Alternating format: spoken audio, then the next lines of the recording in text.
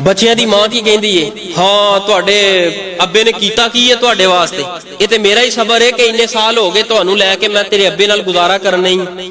यानी सुबह शाम दोपहर जड़ा ना अपनियां धीआं दे पुत्तां दे इन्ने कन मां भर देंदी है, इन्ने कन भर देंदी है, अब्बे तो उंज ही बदजन हो जांदे ना। मेरी मां कदी भी अपनी औलाद के सामने अपने खामद नू बेइज्जत ना करे।